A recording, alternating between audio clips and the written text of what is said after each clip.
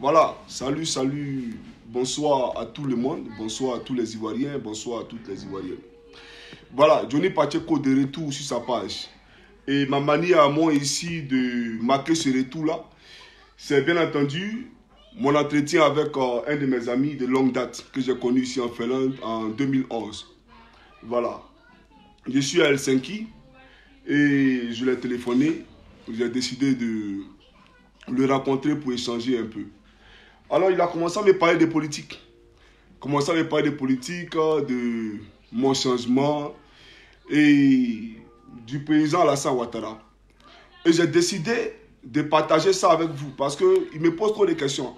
Et je sais que comme lui, il y a beaucoup de personnes qui se posent ce même genre de questions-là. Alors, on va faire ce débat ensemble ici, voilà, en direct.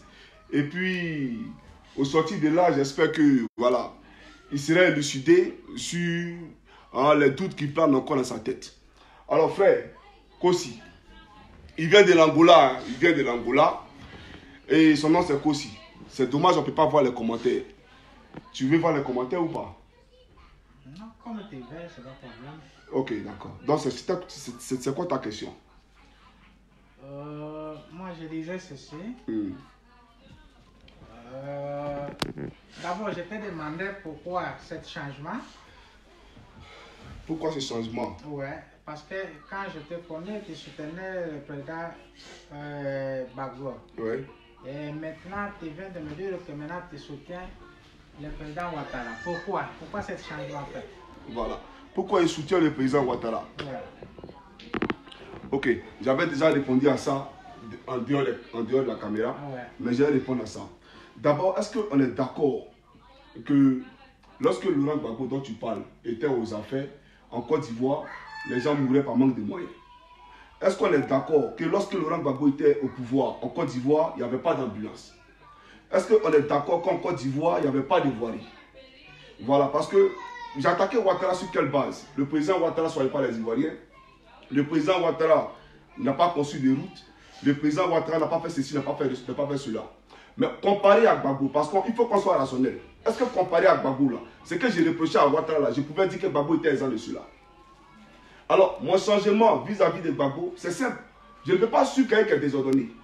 Quelqu'un qui n'est pas démocrate, qui nous appelle ça et là, devant les médias, à suivre d'après lui les textes qui découlent de notre constitution, lorsque lui-même, dans son propre parti politique, il sème la merde. Donc, personnellement, nous sommes en déphasage sur ce point-là. Maintenant, au-delà même de cette question, Laurent Gbagbo, là, c'est son genre qui est venu ici déposer plainte contre moi ici en Finlande. Mes papiers ont été bloqués ici, tu es dans ce pays-là, ça fait 3 ans. À cause de Laurent Gbagbo et sa famille ici. Laurent Gbagbo est témoin contre moi ici en Finlande. Donc, on ne peut pas me reprocher quand même, mais de me choisir contrairement à Gbagbo Laurent. Voilà, il faut que Gbagbo Laurent soit plus parfait à mes yeux que moi-même, Johnny Pacheco, je suis désolé. Parce que Laurent Gbagbo, c'est vrai, on a fait fi de beaucoup de choses lorsqu'on dénonçait le président Ouattara.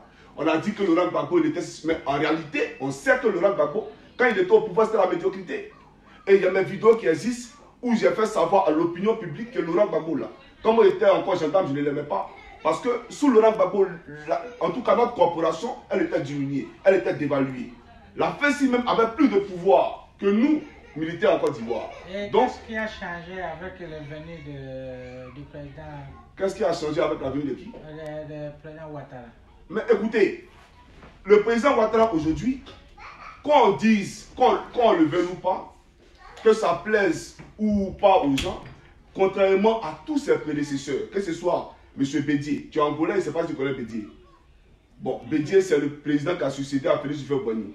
Que ce soit Guéhi, il a été président de courte durée. Voilà, Laurent Gbagbo. Mais, comparé à ceux-là, le président Ouattara, il travaille. Son souhait pour l'Afrique, c'est lequel? C'est de faire en sorte qu'aujourd'hui, on ne puisse pas... C'est mieux chez lui, n'est-ce pas? Qu'on ne traverse pas la Méditerranée. Ah ouais. Tu as Finlande ici à cause de quoi? C'est parce que la Finlande t'offre, bien entendu, un meilleur cas de vie pour pouvoir t'épanouir, t'occuper de ta famille, etc.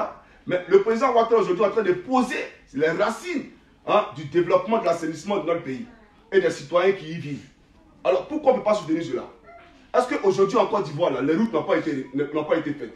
Est-ce que même dans le village de Laurent Gbagbo dont tu parles là, ce n'est pas lui qui a mis le goudron là-bas? Est-ce qu'aujourd'hui le visage de la Côte d'Ivoire n'est pas rayonnant?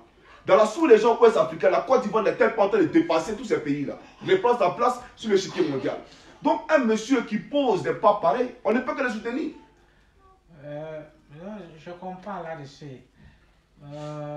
Alors que je demandais une question. Pourquoi... Il faut parler fort, ils vont attendre. Pourquoi la population, la plupart, la majorité des Ivoiriens étaient derrière Gbagbo, alors que s'il était mauvais président. Moi, je ne suis pas pro Gbagbo, hein. Pourquoi la majorité des Ivoiriens étaient derrière Gbagbo alors que c'est un mauvais président? Mais c'est simple.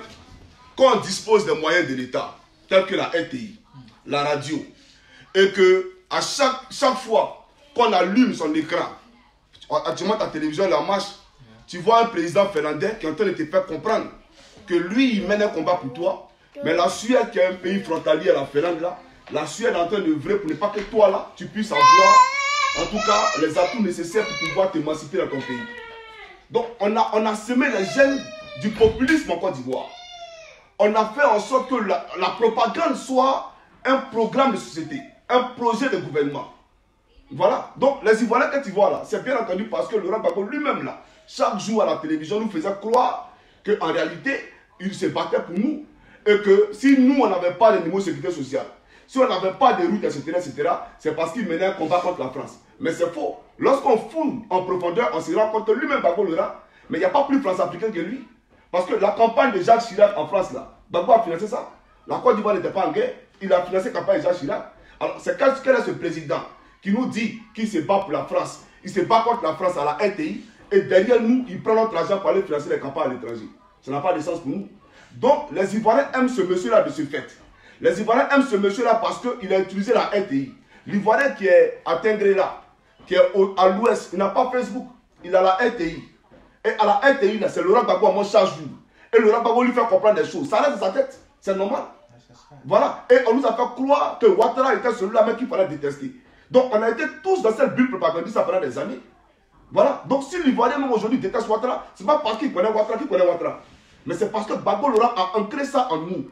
Et c'est resté en nous pendant des années. Donc, voilà ce qu'ils développent. Sinon, ils savent que Laurent Gbagbo, c'est un médiocre. Il n'a rien fait pour eux en Côte d'Ivoire. Est-ce que quand Gbagbo était en Côte d'Ivoire, les gens, comment on appelle ça? Les gens mangeaient à l'air fait. C'est du n'importe quoi.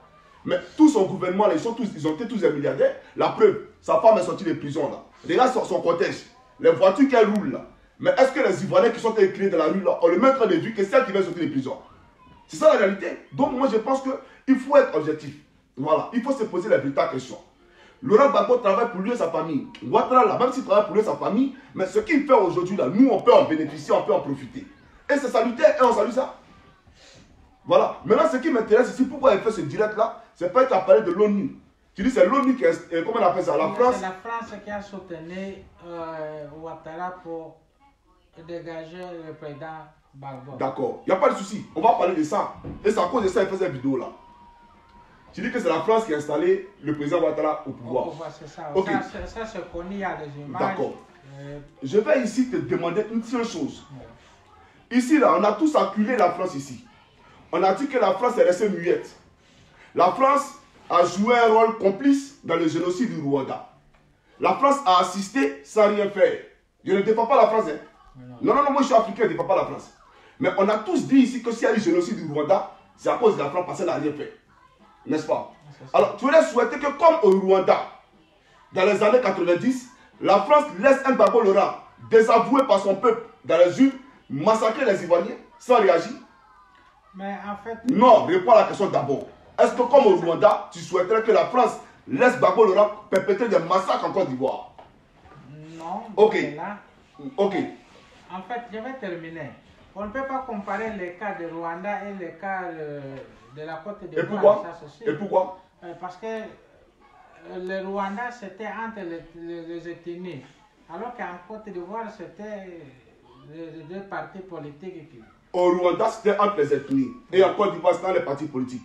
Mais ce que je vais te faire savoir, c'est que la position de la France, elle reste la même. Parce qu'elle était là, elle a observé, sans rien faire, alors qu'elle pouvait cesser les tueries au Rwanda. Non, est-ce qu'elle ne pouvait pas cesser les tueries au Rwanda? Que ce soit une question d'élection ou que ce soit une communauté, est-ce qu'elle ne pouvait pas cesser les tueries au Rwanda? Non, elle le pouvait, bien sûr. Elle le pouvait, ok. Donc en Côte d'Ivoire, la France n'a pas agi en tant que France. La France était sous mandat de l'ONU. Ça aussi, est-ce que tu le sais? Non, mais... Non, c'est pas une question de non, mais est-ce que tu savais que la France était sous mandat de l'ONU en Côte d'Ivoire? Non. Ok. Est-ce que si elle te démontre ici que la France était sous mandat de l'ONU, là, il y a le débat, il est clos. Bah, je ne sais pas. Bon, ok, je prends l'exemple simple. On organise des élections. Ouais. Et on sait tous comment les élections se passent généralement. Lui là-bas dit qu'il a gagné, l'autre dira qu'il a gagné, n'est-ce pas? Ouais. Ok. Voici un Laurent Gbagbo qui appelle l'ONU pour venir superviser les élections. Ce n'est pas le président Ouattara qui a appelé l'ONU. Ce n'est pas Henri Konan Bédié hier allié au président Ouattara qui a appelé l'ONU. C'est Gbagbo lui-même qui a appelé l'ONU pour venir superviser les élections.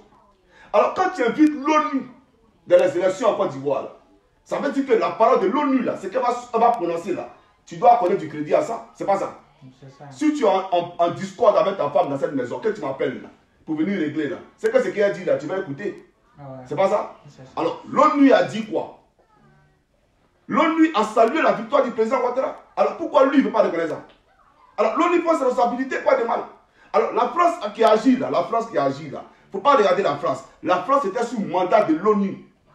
Mais, car moi, il y a un truc en fait que je ne comprends pas. Et puis, il va te démontrer que Gbagbo lui-même a appelé l'ONU. Ça, c'est confortable. Il ouais. Faut mettre ton mot de passe. Mettre ton mot de passe. Il va te démontrer que c'est Laurent Gbagbo lui-même qui a appelé l'ONU, ce n'est pas le président Ouattara. Voilà. Il va te démontrer ça. Un instant. Voilà.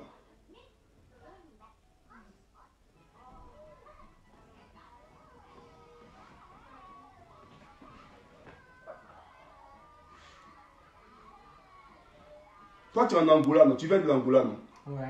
Aujourd'hui, là, les Noirs, nos frères noirs sont frappés dans ton pays. N'est-ce pas? Ce n'est pas pour dire que vous êtes mauvais, ça n'a rien à voir. Mais pourquoi les Noirs vont dans ton pays? Il est en train d'appeler. Ce n'est pas ton pays, là. Il y a les infrastructures. Ouais. L'Angola, quand même, aujourd'hui, là, c'est un pays qui est respecté dans sa région, là-bas. Ouais. Alors, donc pourquoi ton pays est respecté puis tu veux pas que la Côte d'Ivoire soit respectée? Celui qui peut faire respecter la Côte d'Ivoire, il s'appelle Alassane Ouattara. Donc, de la même manière, développer ce pays soit développé. Ici en direct, il est en train d'appeler. Voilà, je t'ai dit qu'elle allait te planter une vidéo. J'ai montré son peuple ici. Et puis viens à côté du peuple. Et puis tu vas écouter. Suis. Et c'est encore mieux. C'est pourquoi nous ne sommes pas encore allés à Bouaké. Où est le volume? Dans les jours ou les semaines à venir. Il y a 4000 soldats français déployés sur votre territoire pour servir de tampon entre les factions armées. L'ONU, le secrétaire général Kofi Annan, est prêt à envoyer 6200 hommes sur le terrain, mais on sent que les Américains sont très réticents. Quel est votre point de vue là-dessus? Il faut que l'organisation mondiale par excellence, que l'ONU, s'implique. Pourquoi? Parce que l'objectif, c'est d'aller à des élections. En allant à ces élections, il faut que les bruits qui ont couru après les élections de 2000 ne courent plus. Voilà. Donc, lui, il appelle, c'est lui qui appelle l'ONU. Non, est-ce que tu es d'accord que c'est lui qui appelle l'ONU? Oui, là, je suis d'accord, envoyer la vidéo. Mais sauf que ce n'est pas l'ONU qui est intervenu, c'est la France qui est intervenue. Mais qu'est-ce que tu appelles, c'est la France qui est intervenue? La France était sous le mandat de l'ONU. Mes frères, attends, je ne sais pas de quoi tu parles. Il y a des images, il y a tout. On a vu que c'était la France qui a mis le nouveau président au pouvoir. La France n'a pas mis, aucun président au pouvoir. J'ai dit que Laurent Gbagbo est en train de tuer des civils en Côte d'Ivoire. Non, tu n'as pas été. L'opposition aussi tuée. Tu as été avec moi. Il y a des images, l'opposition aussi tuée. Non, mais écoute. Je vais ici paraphraser Guillaume Soro. Puisque tout à l'heure tu me parlais de Guillaume Soro. Ouais. Voilà, je vais paraphraser Guillaume Soro. Quand le policier traque le hors-la-loi, et que le hors-la-loi, quand la police traque comment on appelle ça, le hors-la-loi tire sur la police, et que la police riposte là, est-ce que le hors-la-loi et puis la police, tu vas les mettre sur la même balance? Non. Voilà.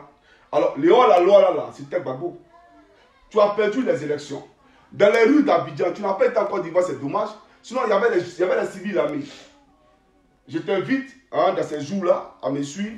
Je vais faire des vidéos et je présenterai ces vidéos-là. Comme ça, tu vas savoir qu'effectivement, il y avait des civils qui étaient armés. Je te rappelle que pour être militaire, aguerri, assermenté pour pouvoir attraper une Kalachnikov, il faut faire au moins 3 mois de formation commune de base. Donc, appelez la FCB. on a vu des gens sans aucune formation militaire, des civils, qui avaient des armes en Côte d'Ivoire, dans les rues d'Abidjan, qui disaient être pro-Gbagbo. Tu comprends un peu? Donc il y a eu des massacres qui ont été perpétrés en Côte d'Ivoire. Pour une question électorale, on a des gens qui ont distribué des armes aux civils en Côte d'Ivoire pour pouvoir massacrer les gens. Maintenant, quand tu me dis que l'opposition, le président Ouattara a tué, mais écoute, soyons sérieux. Nous avons une élection. La crise post-électorale qu'on a connue en 2010, elle a déjà eu lieu en 2000, sous Gueye. C'est le même schéma. Seulement que cette fois-ci, le président Ouattara n'a pas voulu se laisser faire. Laurent Gbagbo allait aux élections en 2000 avec Gueye. Mais pourquoi en 2000, Lulu Gbagbo n'a pas demandé le décomptage des voix? Il aurait pu demander le décomptage des voix parce qu'on a tous vu que Honoré Gueye a été empêché de continuer la proclamation des résultats. Mais quand l'ordre a été rétabli, là, on pouvait dire, bon, Honoré Gueye, il faut continuer à proclamer les résultats. Mais Laurent Gbagbo s'est autoproclamé président de la République. Une élection où on a écarté le président Ouattara, on a écarté Bédié, on a écarté Bombay, tous les candidats qui pouvaient consister un poids, faire un poids face à Laurent Gbagbo et Gueye, on les a tous écartés. Et les candidats contre Gueye peuvent avoir une élection. Ce n'est pas une élection, ça. Ça, ce n'est pas une élection. Donc, on a déjà eu une crise post-électorale en 2000 avec Gueye. Maintenant, en 2010, il est avec Ouattara. Il a perdu les élections. Mais est-ce que s'il quittait le pouvoir, là, il allait avoir des morts, de toi à moi? Tu as perdu le pouvoir. Est-ce que si tu vas simplement, il va avoir des morts? Alors, ton ami, là, lui, il n'est pas, excuse-moi, mais ce n'est pas un villageois.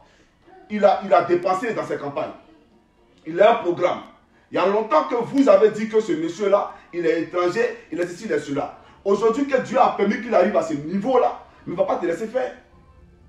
Il ne va pas te laisser faire. Et ce n'est pas le président Ouattara qui a demandé à la France de prendre ses responsabilités. C'est la France elle-même qui a été habite. Parce que Laurent Gbagbo l'a invité. Parce que, écoute-moi, Laurent Gbagbo a invité la France à venir. La France était dans la peau de l'ONU, avec un mandat de l'ONU. Donc l'ONU a agi.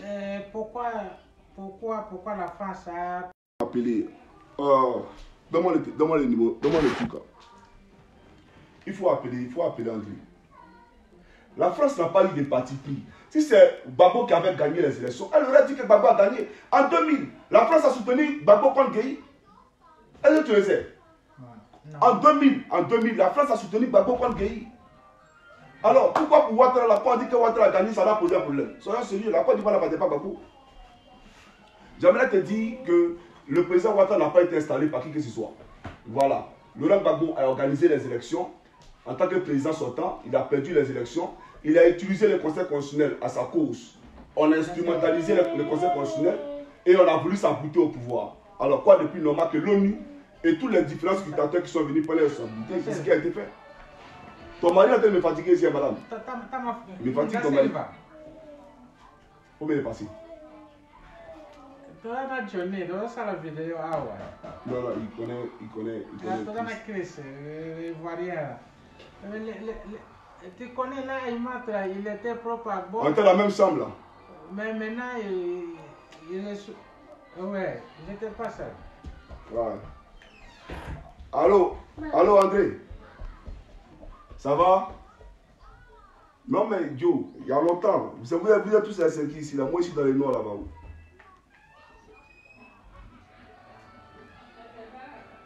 Je suis chez Kossi là, je suis venu le voir là. Et il est en train de m'amener sur un terrain politique. Non, il ne comprend pas. Non, je rentre ce soir là. Je rentre ce soir chez moi. Voilà pourquoi il t'a appelé, il voulait passer vite fait te voir. Mais bon, tu n'as pas décroché ton téléphone, donc du coup, on se verra une prochaine fois, ok? Tu transmets mes salutations les plus distinguées à Papier Loco et puis sa femme. Tu ne le vois pas? Ah, d'accord. Ok, il n'y a pas de souci.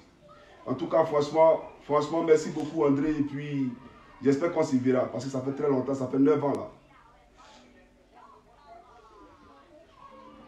J'ai beaucoup pleuré pour cet homme-là. Ah, d'accord. Il n'y a pas de souci. Ouais, d'accord. Je vois que vous, les Angolais, vous êtes beaucoup branchés Côte d'Ivoire. C'est bien ça. Non, mais on fait le bien de l'Afrique. On est panafricain. Moi, je suis panafricain, moi. Ouais, pas de souci. Okay. Allez, porte-toi bien, André, et puis à plus tard. Okay, ouais, allez, ciao. Ouais. Allô, Kossi. Voilà. On vient le bien de l'Afrique. Ouais, mais le président, bon, ok, un président qui construit des routes, un président qui construit les infrastructures, les universités, les écoles, il ne veut pas les biens de l'Afrique. Parce que l'école il a été construite là, ce n'est pas les Magbouya qui vont aller fréquenter dedans, ou ce n'est pas les Européens qui vont aller fréquenter dedans. Il le fait là, c'est l'Afrique qui le fait. Et puis tu voulais traiter de présidents installés par la France. Les infrastructures qu'il réalise à sa France, il réalise ça. Que... Non, il faut répondre. Est-ce que l'infrastructure que Ouattara réalise là, c'est la France qui réalise l'infrastructure là? Non. Voilà, il les réalise sur place en Côte d'Ivoire. À notre avis, il travaille pour la France. Tu penses que Ouattara travaille pour la France? Ah ouais. Et c'est Laurent Gbagbo qui travaille pour la France? Non. Parce que Laurent Gbagbo, il était panafricain, il défendait le bien de l'Afrique et c'est pourquoi on lui a chassé des pouvoirs. Écoute, je pense que tu n'as rien. Non, je pense que... Je suis pas pour qui que ce soit. En fait. Non, mais je pense que... En fait, quand on parle, il faut essayer de retenir ce qu'on essaie de dire. C'est très important. Parce que si tu es campé sur ta position... Non, parce que avec tout ce que tu as dit, il t'a parlé des médias qui ont été utilisés comme propagande pour endoctriner les populations, pour nous faire croire qu'il était dans un combat. Lorsque derrière lui-même, il avait des pratiques peu orthodoxes en finançant par exemple des campagnes à l'étranger. Bon, tu ne veux pas me dire qu'un président qui finance des campagnes à l'étranger est un panafricain. Je suis désolé. Et puis toi, tu connais Gbagbo où tu me dis qu'il est panafricain. À cause de ses discours. Ah ouais, c'est ça. Non, mais tu ne peux pas juger quelqu'un de ses discours, frère. Tu ne peux pas juger quelqu'un à cause de ses discours. Parce qu'il parle comme ça, donc c'est comme ça. Non, c'est pas mais est-ce que nous, on voyait la population était derrière lui. Mais je t'ai expliqué pourquoi cette population était derrière lui. Mais tu es chez toi à la maison. Un blé Gougoudé qui vient à la télévision qui te dit que la France est en train de prendre votre aéroport. La France veut voler votre pays, etc. etc. Sortez, allez défendre votre pays. Mais toi-même, là, tu es un patriote, tu vas sortir. Moi, j'étais dans les rues. Mais avec beaucoup de recul, on se rend compte qu'on était tous manipulés. C'est de ça que tu parles. Parce que figure-toi que, en Finlande d'ici, il y a des universités. Ouais. Voilà. Est-ce que des étudiants ont déjà été tués sur les campus ici en Finlande? Non, jamais. Voilà, mais en Côte d'Ivoire, sur Gbagbo, la FESI pouvait tuer des étudiants sur les campus universitaires. Et puis ça ne pouvait pas aller quelque part.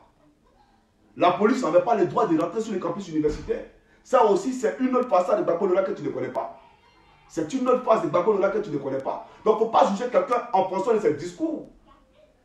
Ne juge pas quelqu'un. Si tu veux juger quelqu'un en fonction de ses discours, moi, il peut te faire sortir ici des vidéos de Alpha Condé. Il peut te faire sortir des vidéos de plein de chefs d'État africains. Mais quand il va chez eux, en réalité, mais ce n'est pas les cas. Voilà, justement. Mais le président Ouattara, il ne parle pas.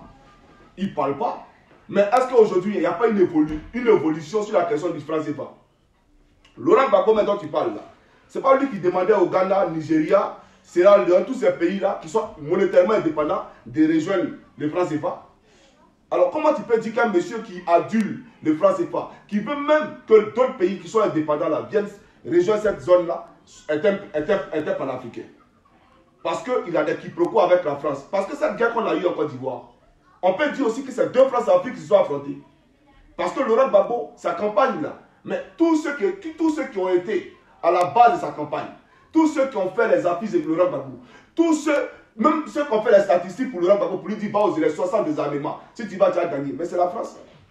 C'est la France. Donc elle raconte que la France a empêché à Laurent Gbagbo d'aller aux élections sans désarmement. Mais la France n'a jamais dit à Gbagbo d'aller aux élections. C'est Laurent Gbagbo lui-même qui est allé avec Guillaume Soro à Ouagadougou. Ils ont pris, en tout cas, ils ont fait la compromission devant Blaise Compaoré, par aux élections. La France n'a pas eu de même mise sur Gbagbo Laurent. C'est lui-même délibérément qui allait aux élections sans désarmement. Et quand il était, comment on appelle ça, face à un journaliste de France 24, et qu'on lui posait la question, mais et le désarmement? Il dit c'est notre affaire. Laissez-nous régler cette affaire-là. Donc moi je pense que tu ne le connais pas. Voilà, il ne faut pas te fier à ce que tu vois à la télévision. Nous on a été en Côte d'Ivoire, on sait ce qu'on a vécu. On sait ce qu'on a vu, on sait ce qu'on a vécu. Donc il ne faut pas te baser sur ce que tu vois à la télévision pour dire c'est un panafricain, ceci, cela. Non.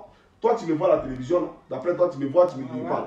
Mais est-ce que quand tu me vois, tu m'approches là, le visage que Johnny Pacheco te montre à la télévision là, c'est le visage qu'il a quand il est avec toi? Non. Il est quelqu'un de beaucoup calme, beaucoup sociable, qui écoute beaucoup. C'est pas ça. Voilà. Donc aujourd'hui, essaie de te faire comprendre une chose. Laurent Gbagbo n'a jamais été un panafricain. C'est un panafricain de façade. C'est un manipulateur, un roublard. C'est un menteur. Voilà, il faut comprendre ça. Il n'y a pas quelqu'un qui a te dit en Côte d'Ivoire qu'il est panafricain. Que Ouattara, lui, il est pour la France. C'est du n'importe quoi, il ne peut jamais acheter ça là.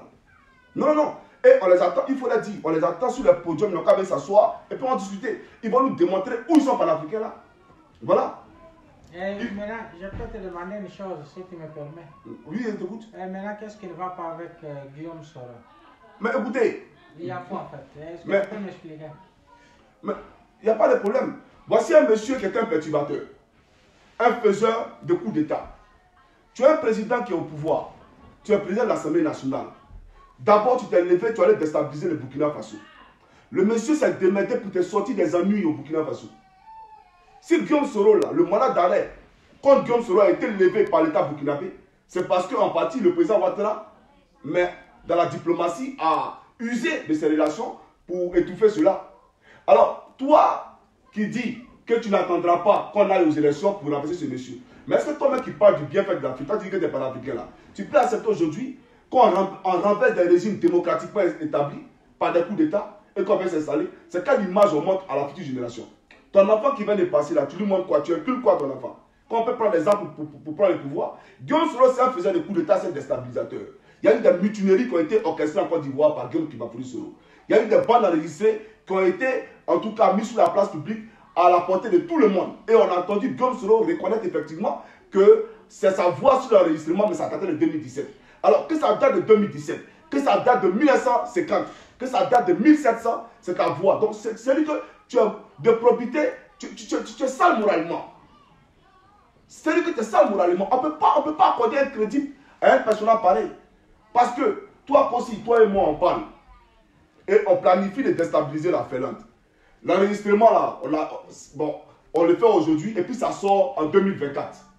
Toi aussi, tu prends pendant une conférence de presse, oui, c'est moi qui ai parlé à Johnny, mais ça là, c'est un vieux truc. On n'a pas eu ça longtemps. Mais est-ce que c'est un vieux truc que ça chante à personne?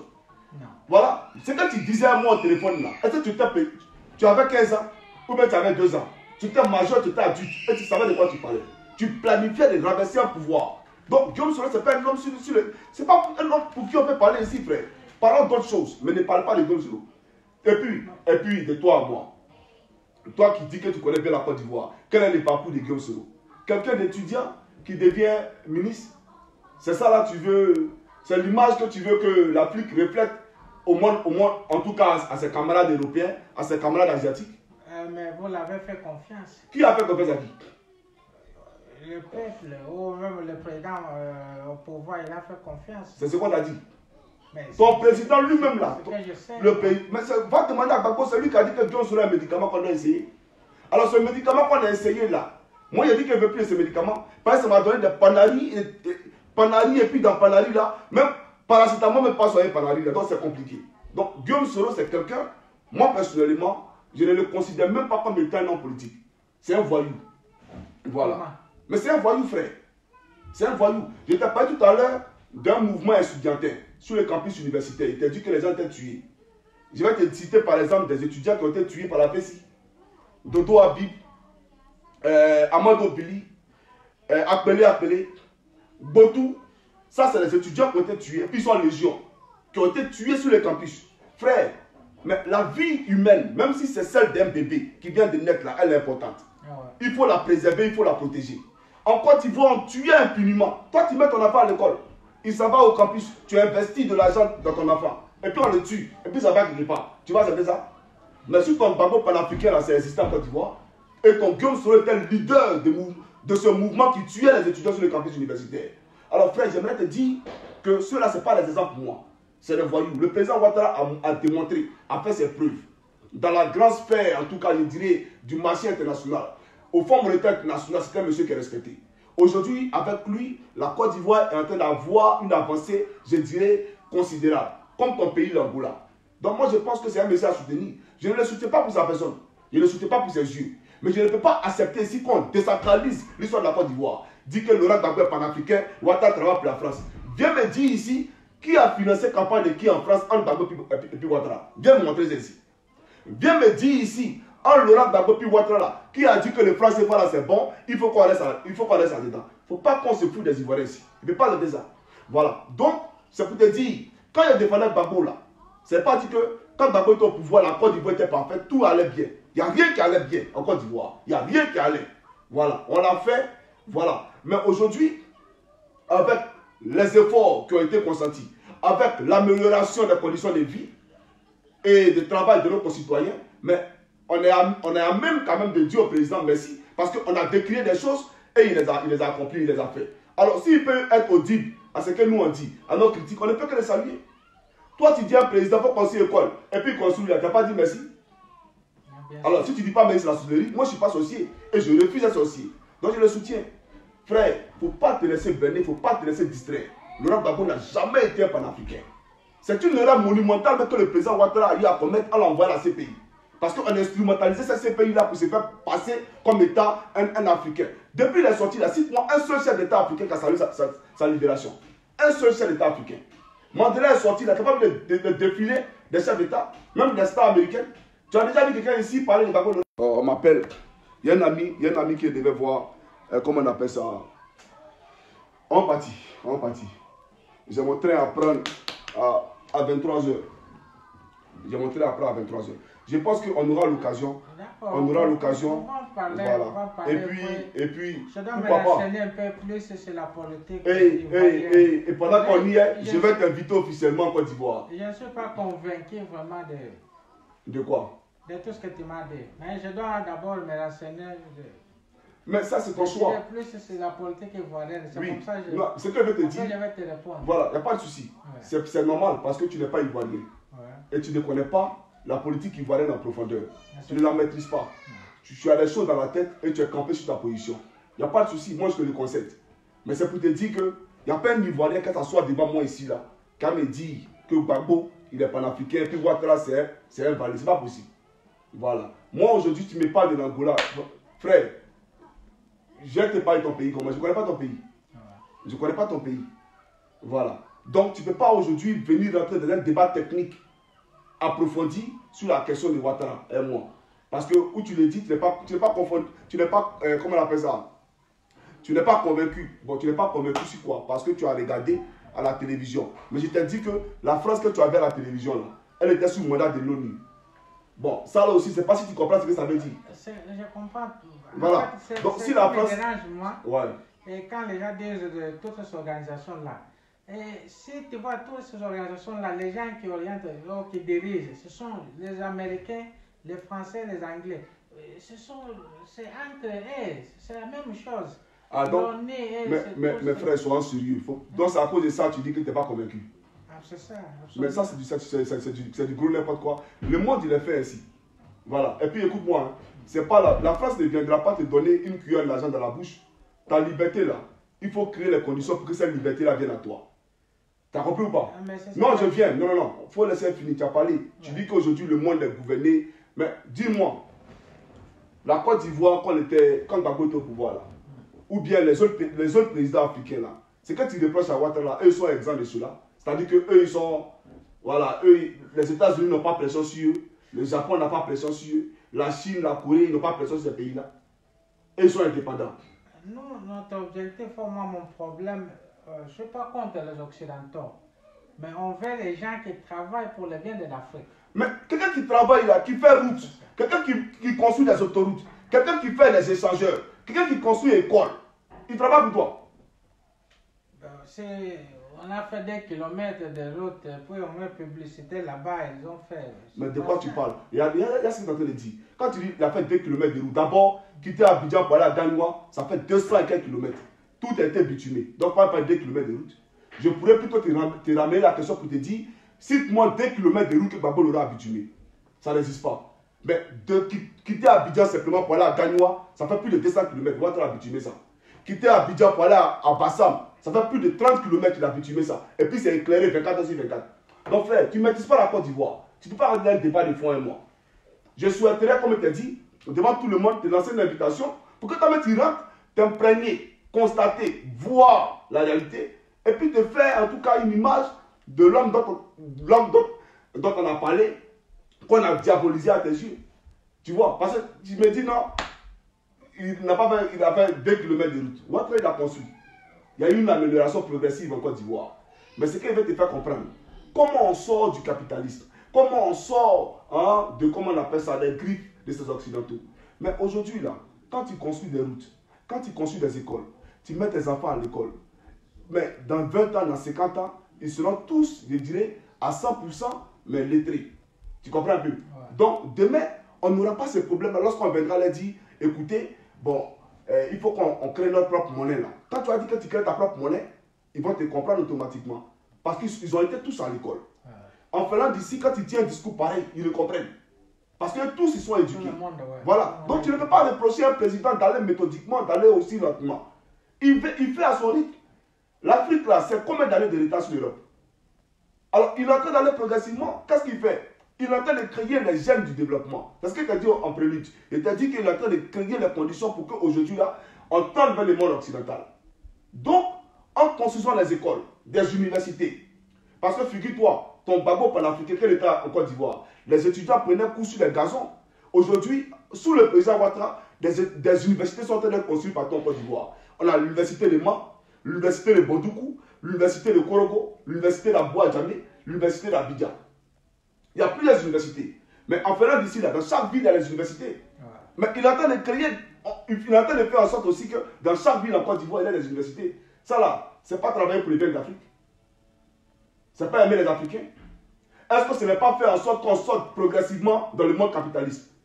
C'est comme tu viens de le dire, je dois me renseigner. Mais il faut te renseigner, il n'y a pas de souci. Est-ce que c'est vrai ou pas? Parce que je ne peux pas être convaincu parce que tu viens de me le dire. Oui, mais... C'est comme en regardant... Mais tu as été convaincu pourtant quand tu as regardé Gbagbo à la télévision. Quand il t'a menti à la télévision, là, puis tu as regardé là. Tu avais quelle preuve? Tu allais en Côte d'Ivoire? Quand il a fini de parler là, tu allais en Côte d'Ivoire? Parce que j'ai vu des documentaires qui parlaient sur ça et puis... après, même les Français, ils ont fait les documentaires qui parlaient sur Laurent Gbagbo. Mais c'est que tu sais que tu es en train de dire là. Les mêmes Français, d'après toi, qui font les documentaires.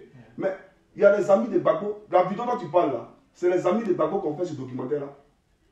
Non. Lui, il te dit, la vidéo dont tu parles là, les amis de Gbagbo ont fait ce documentaire. Et puis quand tu me dis par exemple que les Français ont fait un documentaire pour montrer que Gbagbo c'est panafricain, c'est du n'importe quoi. Il est panafricain comment? Les mêmes Français ont fait un documentaire aussi pour montrer que Laurent Gbagbo a financé la campagne de Jacques Chirac. Non, ça je ne savais pas en fait. Tu ne savais pas? Non. Qu'il avait financé la campagne de Jacques Chirac? Non. Ah d'accord. Bon, au fait, je pense que c'était important quand même de discuter, on a discuté, il n'y a pas de souci. Mais tu ne maîtrises rien du tout. Non, non, tu maîtrises rien du tout. Je ne maîtrise rien du tout. Tu as ton opinion. Que toi, tu veux me faire croire. Je ne vais pas te faire croire, je te dis ce qui est. Bon, ça c'est l'autre toi. On est en Europe, on n'est pas en Afrique. Tu fais quoi en Europe ici? Donc il faut tu cherches quoi en Europe ici? Il faut respecter mon opinion. Qu'est-ce que tu cherches en Europe? Tu réponds à ma question. Ça c'est ton opinion, moi je ne disconviens pas. Non, mais réponds à ma question, tu cherches quoi en Europe ici? Voilà. Alors, tu as quitté ton pays pourquoi? Parce que là-bas, il n'y avait pas de vie meilleure pour toi. Ah, c'est ça. Voilà. Donc, je te dis, pour qu'il ait la vie meilleure, tu as besoin de quoi? J'ai besoin de beaucoup de choses. Tu as besoin de quoi? Il faut les énumérer vite fait parce que je dois partir. En fait. D'abord, il faut, je ne sais pas moi, il faut qu'il y ait des emplois. Il faut qu'il y ait des emplois, oui. Ouais. Et puis? La vie sociale. La vie sociale. Ouais. Ok. Bon, l'emploi là, l'État ne peut pas employer tous les citoyens, les 26 millions d'Ivoiriens là. L'État ne peut pas les employer à 100%, c'est pas possible. Ici là, tu travailles dans le privé. C'est pas le gouvernement qui t'emploie. Tu travailles dans le privé, c'est pas ça? Ouais. Voilà. Alors pour que les investisseurs puissent venir en Finlande pour investir là, c'est parce que quoi? C'est parce qu'ils ont vu que ce pays-là avait des potentialités. Ce pays-là, mais la densité du trafic routier, il était de taille. Tu comprends un peu? Ouais. Voilà, le réseau routier il était important. Ils ont vu que, mais s'ils quittaient en Suède pour venir en Finlande, ils n'auraient aucun problème sur la route pour pouvoir transporter les produits. Alors, ce qui est en train de se passer en Finlande, ce qui s'est passé en Finlande là, est en train aujourd'hui de se passer en Côte d'Ivoire. Le bien-être social que tu as cherché là, la Finlande là, avant il y a eu la guerre ici, tu connais, tu as vécu, on a étudié ça. Ouais, Voilà, ça. ils ont vécu la misère. Ouais. Les routes que tu vois ici chez toi, là, quand tu viens, puis il y a la lumière partout, là, ce n'est pas né un coup. C'est petit à petit, c'est progressivement. Et puis aujourd'hui, tu en bénéficies. Ouais. Voilà. Donc, le président Ouattara aussi est en train d'aller progressivement. Pourquoi vous voulez forcément que les choses apparaissent d'un coup de baguette magique. Je suis désolé. Sous Laurent, c'est quand tu reproches à Ouattara, Gbagbo il avait ça, ton panafricain Gbagbo là. Est-ce que sous Gbagbo il avait celui-là? Il n'en avait pas. Mais va en Côte d'Ivoire, comparé à Gbagbo, il avait beaucoup. C'est de ça que je te parle. Voilà. Maintenant, frère. Ah, bien sûr, d'accord, je comprends, j'entendais tout ce que tu as dit, mais je vais me renseigner encore un peu plus. Il n'y a pas de souci. Et puis après, je t'appellerai. Non, il n'y a pas de souci. Oui, De toutes les façons, oui. le débat de ces gens, voilà, tu en verras beaucoup. Ouais. Comme tu m'as dit que tu es intéressé à la chose ivoirienne, voilà, nous sommes en année électorale. Bon, le débat de ces gens, tu en verras. Voilà. Et je pense que, comme tu ne crois pas que le président Ouattara ait construit des universités, des routes, tout ça, il n'y a pas de souci. Mais c'est sur mon Facebook que je suis actuellement. Ce Facebook-là, tu peux le visiter et puis te rendre compte effectivement de la véracité de mes propos. Voilà. Il y a des choses qui ont été publiées, tu peux aller les vérifier, tout ça, et puis tu verras toi-même. Mais ce que je veux te faire comprendre, c'est qu'aujourd'hui, où on est assis ici, là, hein, il ne faut pas te ridiculiser. Parce que tu vas aller voir un intellectuel africain sérieux, aller lui dire que Gbagbo c'est un panafricain, il va rire. Il va se moquer de toi. Et puis, si quoi tu te bases pour nous dire qu'il est panafricain, sur ces discours, bon, franchement, c'est creux au fait. Ce n'est pas un alibi solide. Il faut étayer tes propos, là, ton allégation, là, de preuves matérielles pour pouvoir nous aussi nous amener à comprendre. Parce qu'on est dans un débat, mais le débat, là, ce n'est pas aussi que Johnny Pacheco t'amène à être convaincu. Il faut que toi aussi, là, tu puisses me convaincre que je suis dans les faux. C'est pas ça? Ouais. Mais avec ce que tu dis, tu n'es pas me convaincre que je suis dans les faux. Voilà. Et puis, je ne suis pas dans les faux. Qu'est-ce qui prouve que moi je suis dans les faux? Mais parce que tu ne sais pas de quoi tu parles. Non, mais bien sûr que je sais. Non, tu ne sais pas de quoi tu parles. Tu dis que... Attends, non. Tu ne sais pas de quoi tu parles. Tu dis que tu ne sais pas que Gbagbo a financé campagne de Jacques Chirac, c'est un. Tu ne sais pas que Gbagbo dit que le CFA est bon pour nous, ça c'est le 2. Tu dis que tu ne sais pas que Ouattara a réalisé des choses en Côte d'Ivoire. Toi, tu dois vérifier. Donc, tu ne sais pas de quoi tu parles. Mais ça, c'est pas mon problème en fait. Mais bon. De toute façon, on en parlera. Non. Quand tu dis que ce n'est pas ton problème, c'est comme si tu me suis moi-même. Parce qu'il n'est pas prendre mon temps pour discuter avec toi. Non. Et puis tu me dis que ce n'est pas ton problème. Non, bon. Voilà. C'est comme si tu perds mon temps. Moi, je dois partir, je dois voyager. Là. Non, voilà. Alors, chers amis. Ma parole. Non, il a dit au revoir. Il a voulu faire ça devant eux parce que tu as raconté des choses et j'ai voulu partager ça en même temps. Parce que te répondre. D'accord. Voilà. Prochainement, on va en parler plus. Non. Parce qu'aujourd'hui, c'est toi seulement qui as parlé. Mais moi aussi, je vais me renseigner.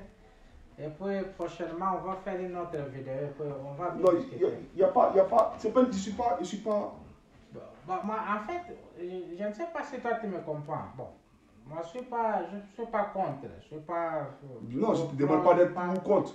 Mais je parle de ce que je sais en fait, ce que j'entends, ce que j'ai vu à la télévision. Mais tu ne peux pas te baser sur ce que tu as vu à la télévision pour discuter ici, frère. Mais certaines choses, c'est la réalité en fait.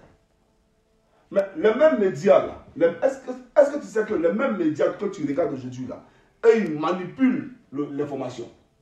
Non, on le sait. Non, mais si tu sais ça, tu ne peux pas te baser sur ce qu'on dit à la télévision pour venir me dire que voilà, nos frères, il faut arrêter ça. Je suis désolé.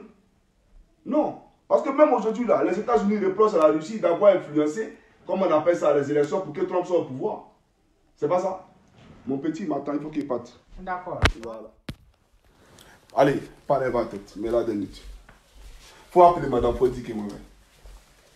Français. Voilà, faut indiquer moi-même. Non. Voilà, portez-vous bien. On est en train de faire. Non, je ne peux pas manger. Vraiment, merci beaucoup. Ah, merci beaucoup. On est en train de faire la nourriture ici. Non, je ne peux pas manger. Vraiment. Pas manger. Je suis désolé, tu n'as pas mangé. Non, il faut que je rentre. C'est très loin. Ouais. Et on se revoit quand? Bon, ça dépend. Je serai... Mais à chaque fois, tu es ici, il faut pas... Non, mais ce que veut te faire comprendre, c'est que tu ne peux pas débattre avec quelqu'un lorsque tu es campé sur une position. Et puis, tu te bases sur des faits que tu ne peux pas prouver. Voilà. Parce que quand tu me dis aujourd'hui, quand moi je te dis qu'en Côte d'Ivoire, il y a eu tant qui a été réalisé, et que tu dis que non, tu ne crois pas, tu vas vérifier. Bon, c'est qu'on n'aurait même pas dû faire ce débat, frère. Moi, je pensais même que tu maîtrisais la Côte d'Ivoire, tu avais vu des choses, tout, et qu'on pouvait s'asseoir pour discuter. Mais Gbagbo Laurent lui-même, sa gestion, tu ne maîtrises pas. Tu ne maîtrises rien du tout, frère. Mais il n'y a pas de souci. De toutes les façons, on est amis. Pichou, ça va? Non, merci vraiment de votre visite. On a fait moins qu'à ça, là. Tu parles Ferranda à tes enfants? Tu parles Ferranda à tes enfants? Non, pas. Je parle lingala portugais. Tu parles portugais? Mélange. Il n'y a pas de souci. Moi, il Il y a les petits Pichou. Ouais. dis-moi là-bas aux abonnés de. Non, non. Amis de tonton. Pas ils sont là. Dis-moi, regarde là-bas. Dis-moi. Allez, fais bisous. Bisous. Ça va? Oui, papa. Yo, papa. Ok, on se va. Non, je vais vous accompagner en bas.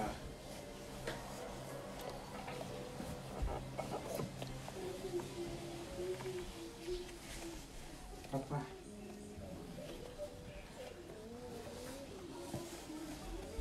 Non, ça va. On est compassionné. Hein? Eh.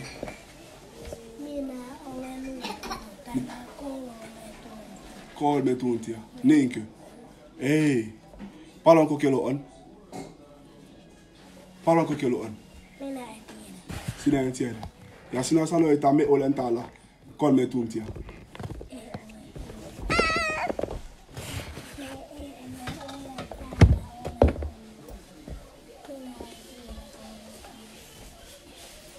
Yo. ¿Qué te pasa? ¿No es que te lo pueden decir?